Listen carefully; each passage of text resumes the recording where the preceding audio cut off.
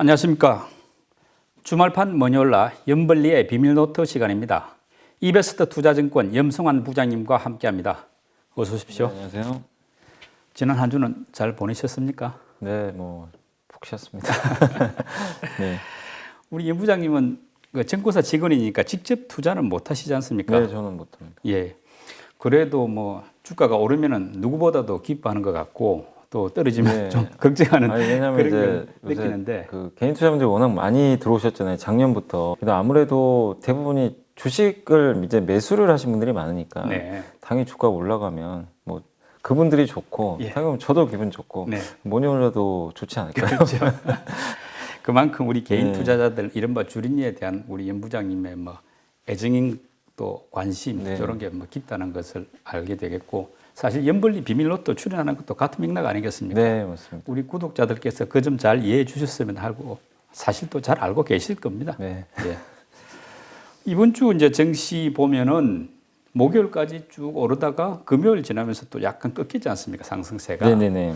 한 주 증시 한번 평가하고 시작해 보시죠. 5월달 증시의 대부분의 특징적인 게 그 경기 민감주가 또 역시나 좀 쉬어갔지만 우리가 그 대면 서비스 업종 있잖아요. 컨택 경기. 컨택트, 예. 예. 그쪽 섹터가 정말 강했어요. 뭐 예. 호텔이라든가 면세점, 화장품, 뭐 의류 쪽도 좋았고 카지노까지 지금 다 돌아가면서 그리고 일부 여행 항공주는 정말 급등세를 보여줄 정도로 너무나 좋았고 그다음에 이제 한미 정상회담이 끝나고 나서 원자력 발전주도 좋았고 그런 이제 일부 기업들이 좀 좋았는데 근데 이번 주는 좀 달랐던 게 그런 이제 그 소비재 기업들이 조금 탄력이 떨어지면서 네. 대신 바톤 터치를 했던 게 정말 철저하게 소외받았던 기업들이 일단 올라갔습니다. 그 대표 주자가 일단 자동차였고 네. 자동차가 좀 먼저 발동을 좀 걸어줬고 두 번째가 IT가 네. 전기전자가 정말 못 갔잖아요. 반도 못 예, 갔죠. 정말 못 갔습니다. 거기서 뭐 반도체도 있고 또 스마트폰 부품 섹터도 있고 또 MLCC 같은 기업들도 있고 또 5G 통신 장비까지 네. 이번 주에 이제 올라가는 모습이니까 이 공통점이 뭐냐면 다들 철저하게 5월부터 그러니까 4월부터 철저하게 소외받던 그런 섹터들로 또 이렇게 훈풍이 조금씩 불면서 증시가 좀 굉장히 안정감 있게 네. 올라갔습니다. 결국 이게 증시가 어쨌든 상승하려면 이번에도 느꼈던 게 그 전차 군단이라고 하는데 예. 자동차하고 어쨌든 전자. 그 전기전자 예. 예, 이쪽에 올라가야 되는 것 같아요. 네, 네. 확실히 그래야 지수가 레벨업 된다는 걸 우리가 이번 주에도 확실히 좀 알 수 있었던 것 같습니다. 근데 좋은 점은 5월 수출이 작년 동기에 대비해서 많이 늘었는데 네. 45.6% 증가해가지고 507억 달러로 집계가 됐고 특히 일평균 수출액이 중요한데 49% 증가한 24.2억 달러 있더라고요.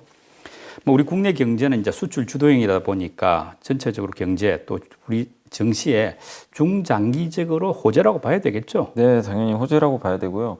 증시가 그 안 좋은 수급 여건 속에서도, 그러니까 5월 달에 연기금이 일부 좀 사긴 했지만 정말 외국인들이 계속 매도를 했잖아요. 네. 그 상황이 예전 같으면 진짜 3천 깨졌었을 것 같아요. 아. 그 정도 수급이면. 예. 3월, 그러니까 5월 한 달간 8조를 팔았기 때문에. 외국인들이요. 예. 근데 그럼에도 불구하고 증시가 3,100 초반에서 버티고 올라갔잖아요. 다시. 근데 5월도 어쨌든 상승 마감했거든요. 네. 어쨌든 월간 기준으로 상승했던 저는 1순위가 이것 때문인 것 같아요. 수출. 이 수출에 대한 예.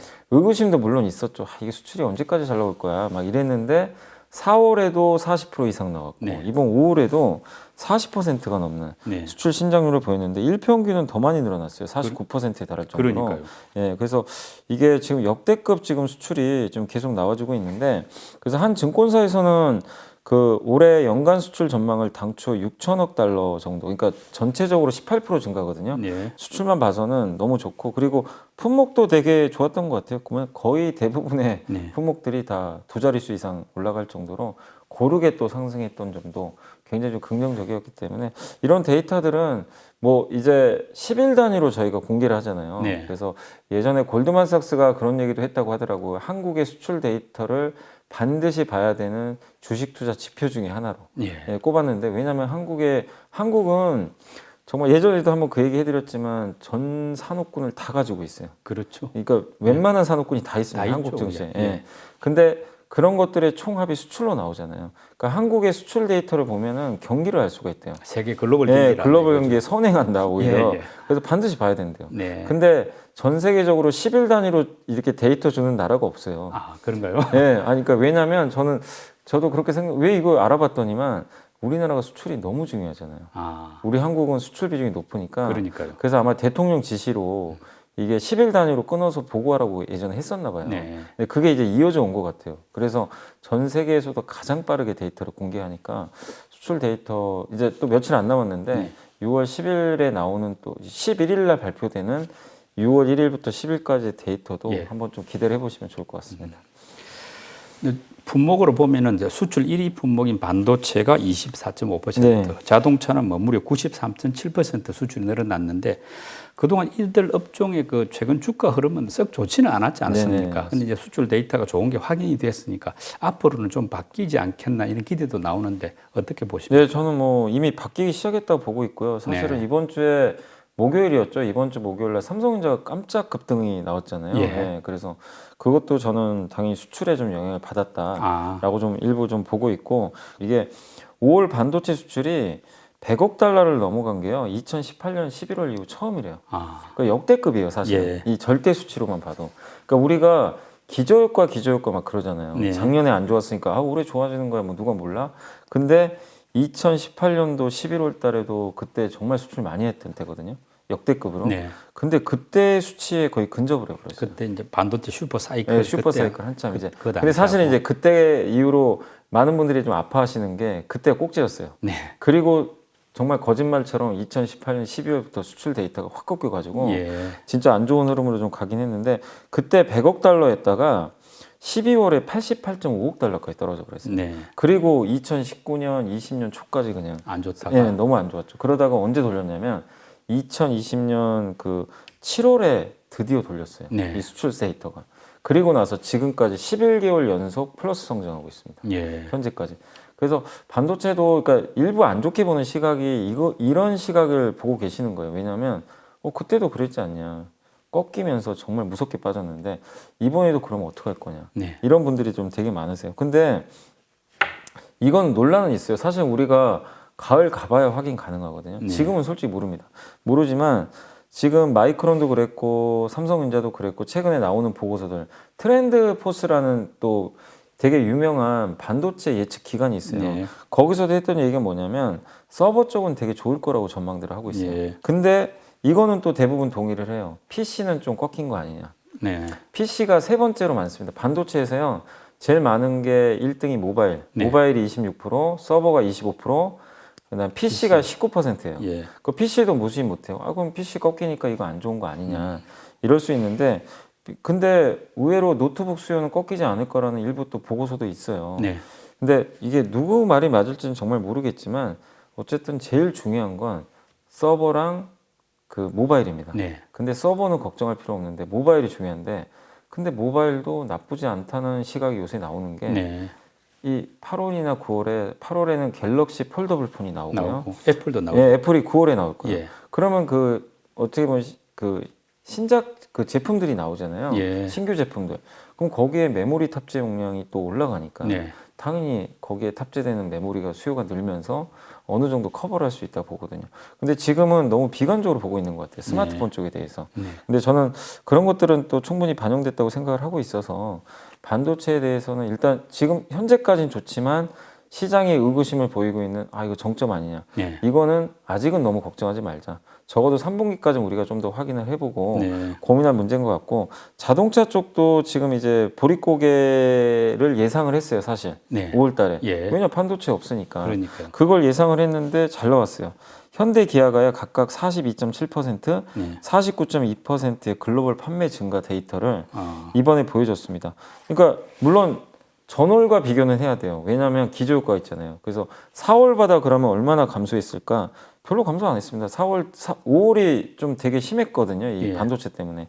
근데 현대가 7.5% 감소했고 네. 기아는 겨우 2.9%밖에 감소를 안 했어요. 잘 유지했네요. 네, 이 정도면 선전을 했기 때문에 너무 부정적으로 볼 필요 없고 그렇게 본다면 현대 기아의 투자 포인트가 저는 훼손되게 없다고 저도 일단 좀 생각을 하고 있고 오히려 지금 실적은 좋아지고 있고 네. 왜냐하면 지금 중고차 가격이 막 올라가니까요. 중고차 가격 따라서 신차 가격도 올라가는데 거기다가 지금 현대차가 이번 5월달 그 미국 판매 데이터가 나왔거든요. 예. 점유율이 무려 11% 달성했어요. 아, 미국 시장. 역대 최대치라고 합니다. 예. 그러니까 그런 것들을 종합해 보면 지금 이번 달 5월달의 데이터는 미국이든 글로벌 판매든 일단은 현대 기아차는 자기 몫을 정말 잘하고 있다. 네. 예, 그러니까 깔 수가 없는 것 같아요. 이 현대 기아차에 대해서는 예. 절대 깔 수도 없고 그리고 PER도 8배밖에 안 됩니다. 네. 두 업체가 다. 되게 밸류에이션도 싸기 때문에 현대차 기아는 정말 좀 어떻게 보면 지금 반도체 공급 부족 이슈도 이제 조금씩 해소되는 이 상황에서 가장 좋은 좀 편안한 좀 휴식처가 될 수도 있는 그런 기업들인 것 같아요. 정말. 예. 예. 근데 이 같은 뭐 비슷한 맥락에서 이제 보수적으로 평가되는 노무라 증권이 우리 국내 이제 대표주들 목표 주가를 대폭 올렸더라고요. 뭐 보니까 삼성전자는 11만 원, LG화학 138만 원, 현대차 30만 원 이런 식으로 이제 쫙 올렸는데 네. 뭐 다 읊어줄 수는 없습니다만은 그러면 뭐 대표주인 대장주로 하는 반도체 삼성전자 그리고 자동차의 현대차 이런 주가가 그야말로 이 노무라 증권에서 추정한 정도까지도 하반기에 기대해 볼 수 있겠습니까? 그 이제 사실은 이제 보통 이 목표 주가는 12개월이에요. 12개월. 지금부터 예. 12개월이니까 뭐 꼭 올해 하반기에 안 갈 수도 있지만 저는 뭐 모르겠습니다. 요새는 뭐 비관론도 워낙 많기 때문에 네. 10만 원이 아니라 9만 원 못 간다고 보신 분도 되게 많아요. 삼성전자. 근데 예. 저는 충분히 10만 원은 넘어갈 수 있다고 좀 보고 있고 근데 그러기 위해서 이제 시장의 의구심을 사실 해소시켜줘야 되잖아요. 아까 말씀드린 서버는 좋은데 모바일에 대한 의구심이 아직 있어요. 모바일 예. 수요. 네네. 이것만 조금 해소가 된다면 저는 충분히 뭐 9만 원부터 10만 원까지도 열릴 수 있다고 좀 보고 있는데 다만 이게 현실은 안 될 수도 있는 거잖아요. 근데 예. 주식 투자는 항상 말씀드리는 게 불확실성에 먼저 베팅은 하셔야 돼요. 네. 주식 투자라는 것 자체가 불확실한 거예요. 일례로 올해 3월, 4월에요. 그 색조 화장품에 투자하신 분들은요. 불확실성에 베팅하신 분들이에요. 네. 색조 화장 우리 마스크 언제 벗을지 솔직히 그때만 해도 확실하진 않았어요. 왜냐하면 올해 하반기에 될 수도 있지만 예를 들어서 백신이 생각보다 접종 속도가 늦으면 내년으로 넘어가면 네. 올해 상반기에 주가 안 갑니다. 근데 이건 분명히 될 것 같아서 예를 들면 색조 화장품은 미리 그때 그냥 아예 안 가더라도 난 미리 넣어놓겠다 일부를 그러신 분들이 5월달에 보상을 받았어요. 예. 주가 보통 한 30% 급등 나왔거든요. 근데 그거는 내가 먼저 불확실성에 베팅했는데 오히려 근데 지금은 마스크 하반기에 벗는 거 의심하시는 분 이제 많지는 않잖아요. 예. 근데 그게 의심이 확신으로 바뀔 때는 어떻게 되냐면 주가는 이미 다 올라가 있어요. 네. 사실은. 그래서 그런 분들이 선제적으로 투자하시는 분들이 수익을 내는 거거든요. 근데 삼성전자도 저는 마찬가지로 봐요. 그러니까 그 의구심이 확인이 되면 주가는 더 많이 올라가 있겠지만 이미 다 올라가 있을 거예요. 근데 그걸 확인하고 투자하는 건 저는 이미 늦다고 생각하거든요. 네. 주가가 워낙 빠르기 때문에. 근데 설사 확인이 안 돼서 예를 들면 모바일이 안 좋아질 수도 있잖아요. 우리가 생각한 것보다. 네. 그래도 저는 안 빠진다고 보는 이유가 그래서 지금 못 가고 있었거든요. 4개월 동안. 네.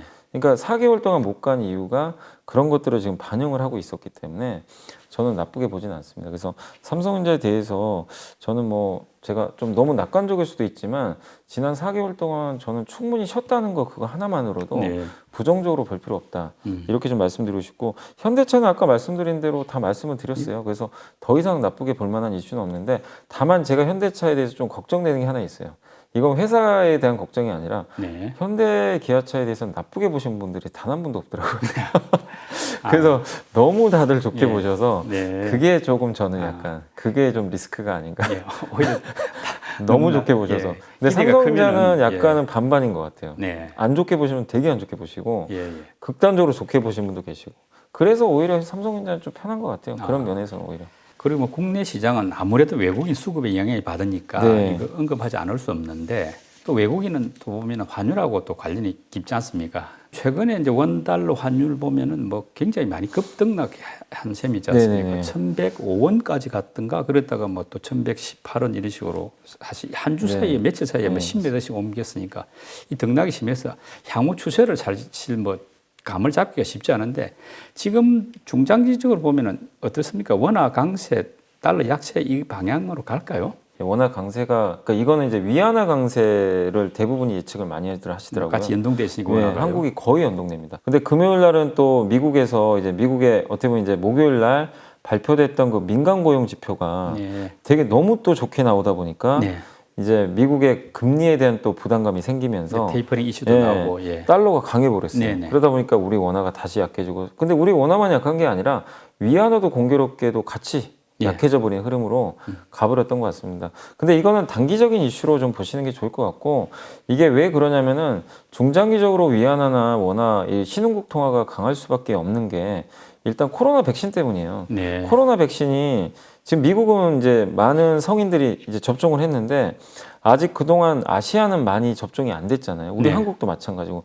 근데 뉴스 보셔서 아시겠지만 역시 한국은 빠르다 뭐 이런 얘기들 나오는데 백신 접종 속도가 지금 굉장히 빠릅니다. 한국이. 네. 갑자기 그 극커브를 그리고 있어요. 근데 이건 우리나라만 그런 게 아니라 앞으로 인도라든가 뭐 다른 이제 여타 동남아까지도 네. 백신이 보급이 될 거예요. 그럼 네. 굉장히 속도가 빨라지거든요. 그러면 상대적으로 경기 모멘텀이 미국보다 이 동아시아 국가들이 빨라질 수가 있어요. 네. 그러면 이들 통화가 더 강해지겠죠. 아. 항상 이 달러가 상대적인 거잖아요. 예, 어떻게 보면은. 그러니 그것도 하나 있고 거기다 저번에 한번 말씀드린 유로화가 지금 되게 좋아요. 네. 유럽 경기가 좋아졌죠. 의외로 유럽의 제조업도 좋아지고 있고 네. 유럽이 지금 설비 투자도 많이 하거든요. 네. 근데 독일도 그렇고 지금 프랑스도 그렇고 재정을 푸는데 옛날엔 되게 인색을 했는데 네. 그런 것들이 많이 해제가 됐고 유럽도 백신 보급은 이제 거의 다 끝나가잖아요. 네. 그러니까 유로화가 또 강하니까 달러 약세. 그러니까 이 구도가 저는 지금 단기적으로 좀 최근에 약간 바뀌는 흐름이 나왔지만 중장기적으로는 저는 전혀 바뀌지 않는다고 생각하거든요. 예. 그리고 중국 당국의 입장도요. 저는 저번에 위안화가 생각보다 많이 떨어졌거든요. 네. 그러니까 위안 달러라 그러죠. 예. 위안 달러가 떨어졌는데 그거는 반대로 생각하면 위안화가 강했다는 얘기인데 중국은 수출국 국가인데 왜 저걸 방치할까? 전 솔직히 그 생각을 했어요. 그냥 네. 가만히 두더라고요. 그러니까 위안화가 계속 가치가 올라갔는데 근데 결국에 마지막에 이제 이 달러 예치금을 이제 네. 지급 준비라고 하는데 지준율, 네. 지준율을 인상해 가지고 이제 위안화 강세를 좀 제동을 걸었는데 너무 속도가 빠르니까. 네. 근데 중국 정부가 저는 위안화 강세를 조금 방치했다고 보는 이유 중에 하나가 그 인플레 때문인 것 같아요. 아. 왜냐하면 이게 원자재 값이 오르고 원재값이 너무 수입을 하잖아요. 중국도 예, 예. 막 철광석 이런 네, 것들을. 네. 근데 거기에 위안화가 약세까지 가버리면 네. 인플레가 엄청 높아요. 물가가 수입 높아지죠. 물가가 튀니까. 네. 네. 그래서 그걸 좀 방지하기 위해서 예. 이 물가 우려 때문에 위안화 강세를 유도도 일부 좀 했던 것 같아요. 네. 근데 이런 것들은 저는 계속 앞으로도 더 이어진다 보거든요. 중국 정부에서는 어쨌든 위안화 약세보다는 강세 기조를 더 반기고 있을지도 몰라요. 네. 근데 이게 되면 또 그 나라의 통화가 강해지면 그 나라의 소비력이 올라갑니다. 네. 중국 정부가 또 원하는 게 그거잖아요. 그렇게 된다면 중국의 소비가 또 강해지면 우리 한국한테도 좋죠. 네. 한국의 제조업체들이 수출이 수출이 잘 되니까. 그래서 위안화 강세가 앞으로도 펼쳐지느냐 아니냐가 정말 중요한데 근데 이런 것들을 예측을 해봤을 때도 전문 기관들도 대부분 위안화 장기 강세를 네. 좀 예측을 하고 있어서 이런 면에서는 지금의 좀 약간의 그러니까 이번 금요일 날만 좀 방향이 바뀌었지만 저는 바람의 방향이 바뀌진 않았다. 네. 큰 방향은 위안화 강세, 원화 강세로 가기 때문에 네. 그렇다면 언젠가는 외국인도 네. 뭐 공격적으로 들어오지 않을까 이렇게 생각은 하고 있습니다. 이 뭐 환율이 한 1,110원대 정도 되니까 외국인 좀 들어오는 느낌이 들었는데 네. 사실 뭐 딱 선을 자를 수는 없습니다만은 지금 이 정도 흐름으로 간다면은 외국인 그 매수세가 좀 회복될 수 있겠죠. 뭐 20원 이렇게 넘어가지 않고 네, 1,110원대 정도만 한다면. 맞습니다. 보통 외국인들이 1,150원 이하로 빠질 때 좀 많이 산다고 하더라고요. 옛날 네. 그 데이터를 보니까. 그래서 지금 뭐 1,110원 만약에 20원대라면 외국인들이 살 수 있는 유인은 충분히 있는 것 같고. 네. 근데 이제 이렇게 원화가 이제 최근에 강해졌는데도 그러니까 달러가 약하고 원화가 조금 강해졌는데도 외국인들이 그렇게 안 샀던 배경은 저는 결론적으로는 신흥국에 대한 좀 불확실성. 네. 백신이 과연 접종이 많이 될까? 거기다가 삼성전자에 대한 좀 불확실성. 네. 현대차에 대한 불확실성. 아. 왜냐하면 공급 부족 때문에 네. 스마트폰도 못 만들고 자동차도 못 만들고 여기에 대한 불확실성이 있었는데 다행스럽게 그 두 가지가 다 해소가 되는 것 같아요. 네. 그러니까 지금 접종 속도도 빨라지는 데다가 아까 이제 노무라 증권 얘기하셨잖아요. 네. 노무라 증권에서는 어쨌든 우리 한국의 대표 IT 기업에 대해서 목표 주가 올려버렸고 네. 또 골드만삭스가요 이제 금요일 날 또 보고서가 하나 나온 게 있는데 현대기아 사라. 네. 왜냐하면 그 이유가 뭐냐면 하반기에 그 공급 병목 현상 없어질 것 같다. 네. 회복될 것 같다. 그러니까 우리나라가 보고서 내는 거랑은 다른 게 외국인들은 외국계 증권사 보고서를 많이 참고해요. 예. 근데 그 리포트가 좋게 나왔잖아요. 네. 그럼 이거 외국인 시각이 바뀔 수 있는 굉장히 중요한 단초가 될 수 있거든요. 네. 그러니까 이렇게 본다면 원화 강세와 맞물려서 우리나라의 전차 군단을 외국인들이 살 수 있는 그런 모멘텀까지 생겼기 때문에 어쨌든 저는 외국인의 좀 그동안의 강한 매도세는 이제 거의 좀 끝나가는 게 아닌가라고 네. 생각은 하고 있습니다.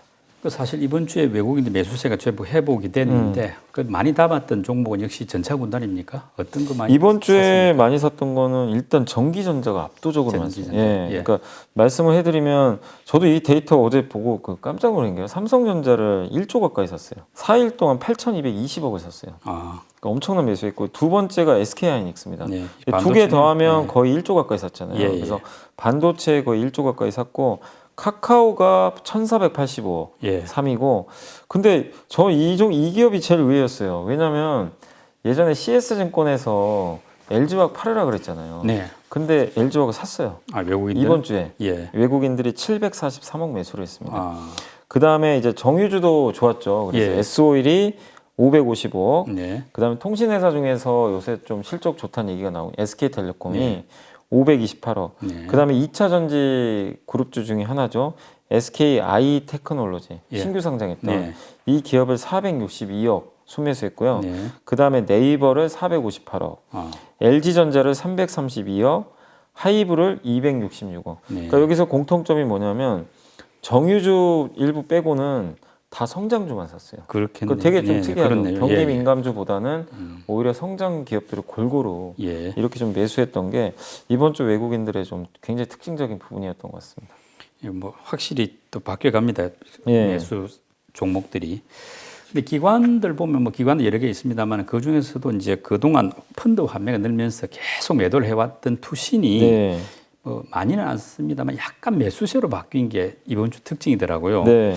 그렇게 바뀐 어떤 이유가 뭔가요? 근데 일부 이제 그동안 개인 투자자분들이 직접 투자를 많이 하시다 보니까 펀드에서 자금을 다 뺐잖아요. 네. 근데 최근에 그런 현상은 좀 주춤해요. 아, 그러니까 오히려 일부 주식형 펀드로도 자금이 들어옵니다. 예. 그러니까 약간 이제 그런 것 같아요.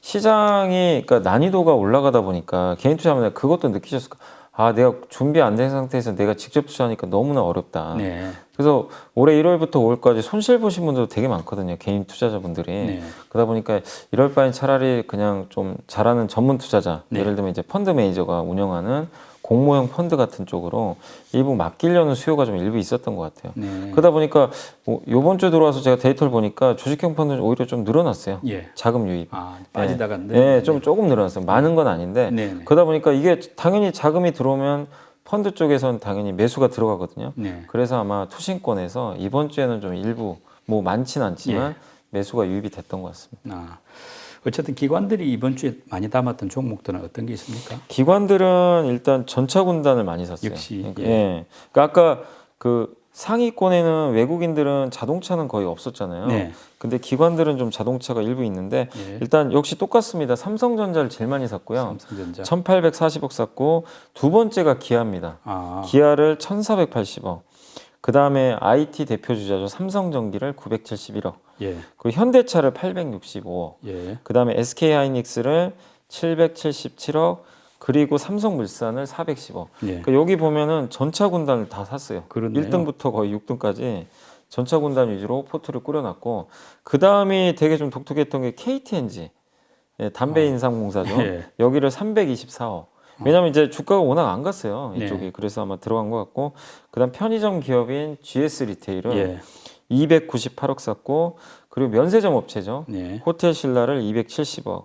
그리고 현대중공업 지주사죠. 예. 이 산업재 지주회사인데 이 기업을 261억 정도 사면서 아까 외국인은 거의 성장주 위주로 샀는데 이 기관들은 성장주 그러니까 자동차고 IT도 산 반면에 일부를 그 컨택형 기업들 있잖아요. 네. 면세점, 예. 편의점 이쪽도 일부 좀 들어갔다라고 네. 보시면 되겠습니다. 그러니까 외국인하고 기관이 이제 매수가 비슷한 점도 있지만 좀 차이 나는 조금 점도 차이는 있네요. 있습니다. 예. 예.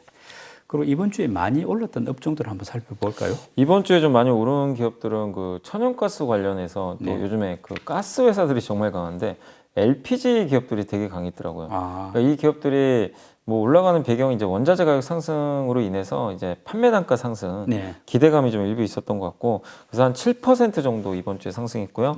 두 번째가 리모델링 기업들. 그 우리 그 건자재 회사들 있잖아요. 관련, 인테리어. 예. 이쪽 관련 기업들이 이번 주에 뭐 현대 리바트 같은 기업들이 많이 올랐던데 네. 이쪽 관련 기업들이 한 7% 정도 올랐고 역시 이번 주에도 그 많은 분들이 여행을 떠나고 싶었던 것 같아요. 그래서 항공주가 6.9%, 예. 여행주가 6.1%. 예. 이 두 개 섹터가 좀 올랐고 그 다음에 유가가 좀 많이 올랐잖아요. 네. 이번에 오펙 회의 끝나고 그래서 정유주가 5.9% 정도 예. 상승을 했고 그 다음에 좀 되게 특이했던 게 건설 대형주도 물론 좋았는데 중형 건설주도 있잖아요. 좀 작은 기업들. 예. 거기가 좀 저평가 인식이 좀 작용을 하면서 5% 정도 아. 상승을 했고 그 다음에 정말 이 올라갔던 섹터 중에 이게 진짜 얼마 만에 여기 들어갔는지 모르겠는데 반도체 대표죠. 아. 여기 삼성전자, SK하이닉스, DB하이텍 이 세 개거든요. 예. 여기가 4.7%. 아. 이번 주에 좀 많이 올랐습니다. 네. 그리고 조선주가 4.4%. 그 8월 달에 아마 폴더블 폰 나올 것 같아서 네. 삼성 그 폴더블 폰 관련주 네. 그쪽이 4.3%. 마지막으로 우리 그 OLED라고 아실 거예요. 그렇죠. 이 스마트폰 화면 네. 요새 네. LCD 안 쓰고 OLED 쓰는데 이것도 연동돼 있어요. 삼성이 폴더블 폰을 많이 출시를 하면 예. 거기에 OLED 스마트폰 그 액정이 많이 들어갈 거 아니에요. 그 기대감으로 OLED 섹터도 오랜만에 4% 상승을 했습니다. 그리고 이제 이번에는 염승환 부장님이 엄선한 보고서를 들어보는 순서를 한번 마련했는데요. 네네. 오늘 어떤 보고서 소개해 주실까요? 아, 요거는 이제 그 대신증권에서 나왔던 보고서인데요. 예. 그 이제 이세롬 한경래 연구원님이 쓰셨던 자료고 네. 이 보고서는 뭐냐면 이제 구조적인 성장이다. 네. 더해질 보복 수업이 뭐 부담 없는 밸류에이션. 그러니까 뭐냐면 미용 의료기기 이쪽과 아. 관련된 보고서가 하나. 근데 이게 보고서가 아마 여러분들 읽어보시면 되게 도움이 되실 것 같고 예. 이게 좀 많아요. 한 100페이지라 각오는 하고 네. 읽으시고 사실은 앞부분은 요약이고 뒤에 기업들이 되게 많아요. 네. 근데 저는 이 보고서가 왜 좋냐면 되게 생소한 기업들도 많이 이 커버리지를 하셨더라고요. 네. 근데 그거 읽어보면 아 이런 기업들도 있구나. 미용 의료기기 여러분들이 공부하시는데 되게 도움이 될 것 같아서 저는 이런 좀 좋을 것 같아요. 보고서는 이제 쉽게 접근할 수 있습니까? 네, 그 대신증권 홈페이지 가셔도 되고 네. 아마 무료로 볼 수 있는 그 사이트들도 뭐 네이버나 환경 네. 컨센서스에도 아마 있을 거기 때문에 한번 찾아보시면 좀 좋을 것 같고 요거 좀 간단히만 설명을 해드리면 네. 미용 의료기기라는 게 이제 주로 우리가 얘기하는 게 그 이 리프팅 기기라고 있어요. 예. 이게 방법이 두 가지라고 하더라고요. 침습법하고 네. 비침습법. 아. 침습법은 이제 이 칼을 예. 대는 거죠. 그래서 주로 이제 성형외과 가서 네. 하는 거고. 근데 그거를 예전에 많이 했는데 네. 그게 아무래도 이제 병원을 가기가 좀 힘들잖아요. 네. 힘든 데다가 이게 후유증이 좀 있잖아요. 그렇죠. 이게 상처가 아무는데. 네. 그래서 선호를 많이 안 한대요, 요즘에는. 아. 그래서 요즘에 선호하는 게 비침습법이라고 네. 의료기기를 이용해요. 예. 칼을 댈 이유가 없어요. 네. 그래서 이런 레이저나 네. 초음파 같은 걸 이용해서 아. 하는데 대신에 좀 반복적으로 해야 되겠죠. 효과를 발휘하려면. 근데 부작용도 없고 네. 그 내가 바로 일상생활에서 일을 할 수가 있거든요. 아. 예.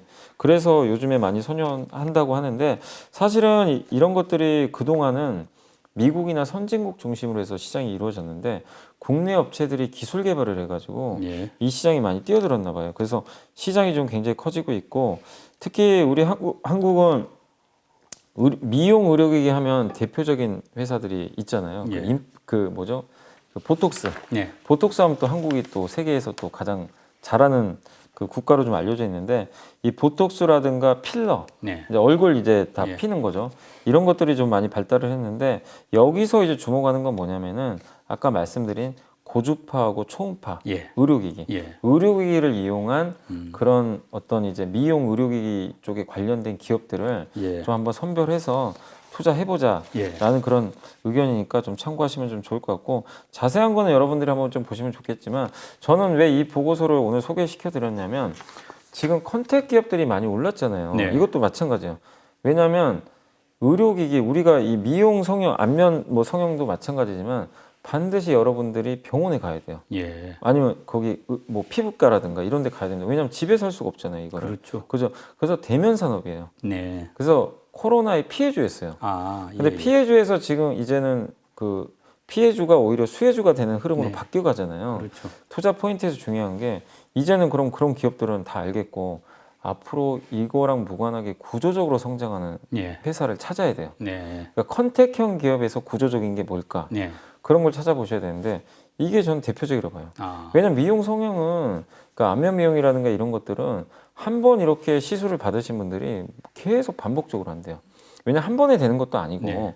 근데 우리나라 의료기기 회사들이 장비 판매도 있지만 거기 소모품이 되게 많대요. 아. 이걸 주기적으로 공급을 하면서 예. 매출이 나온다고 합니다. 아. 마치 그 프린터 만드는 회사가 예. 카트리지로 사실 돈 그렇죠. 벌잖아요. 예, 잉크나 예. 그거랑 똑같다고 하더라고요. 아. 이 소모품 반복 구매. 네. 예. 그래서 이건 구조적으로 성장할 것 같고, 그리고 우리나라 기업들이 미국이라든가 해외 쪽에 FDA 승인받은 기업들도 일부 있어요. 예. 찾아보시면 되는데 이쪽 시장은 저는 코로나랑 무관하게 앞으로 고성장한다고 저도 보고 있기 때문에 인간의 욕망을 자극하는 산업이에요. 사실은 네. 누구나 예뻐지고 싶잖아요. 사실은 그렇기 때문에 그런 면에서 저는 이 미용 의료기기 한번 네. 진짜 보고서 한번 찾으셔가지고 공부해 보시면 네. 좀 좋을 것 같습니다. 알겠습니다. 네, 지금부터는 6월 둘째 주 증시 살펴보겠습니다. 네네. 주요 일정들부터 한번 정리해 볼까요? 네, 이번 주에는 이제 6월 7일 날 이제 월요일 날